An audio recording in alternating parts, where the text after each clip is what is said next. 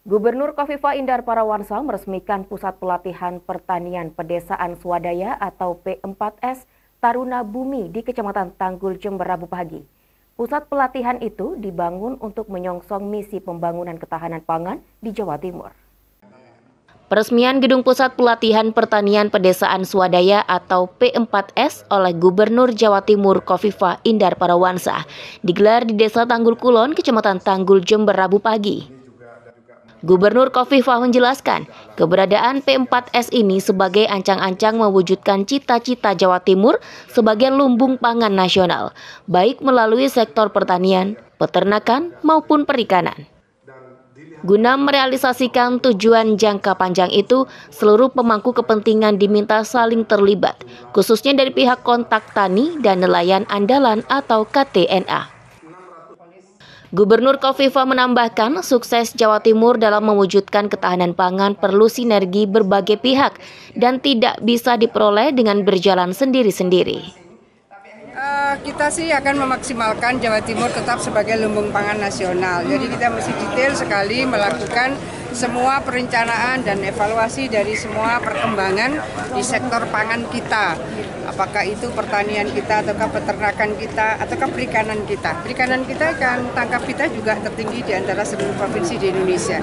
Maka semua stakeholders, jadi KTNA punya peran luar biasa, Gafotan punya peran yang luar biasa, dan mereka yang ada di Balai Besar Inseminasi Buatan di Singasari itu juga perannya luar biasa. Tidak ada sukses yang bisa kita capai sendirian.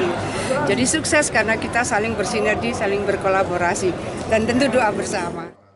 Menanggapi permintaan Gubernur, Ketua P4S Taruna Bumi Arum Sabil mengatakan, terdapat beberapa proyek yang sedang pihaknya kerjakan, di antaranya budidaya tanaman pangan hemat air, menggunakan aliran listrik tenaga surya, di mana alat tersebut diklaim mampu menghemat biaya produksi pertanian serta penyaluran air. Kira-kira 2-3 tahun yang lalu ya, kami melakukan secara mandiri waktu itu hanya 600 watt.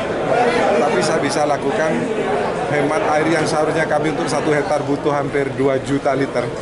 Kalau tinggi 0,2, panjang lebar 100 kali 100 per hektar, isi 400 pohon jeruk, itu kami hitung hampir 2 juta liter. Tapi setelah itu saya gunakan instalasi drip irrigation dengan menggunakan pendorong tenaga surya, kami hanya membutuhkan air sekitar hanya 8.000 liter.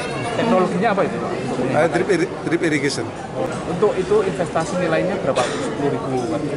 Kalau yang 10.000 watt ini saya dibantu sama gubernur melalui SDM, karena tahu ini pengembangannya akan sangat luar biasa begitu.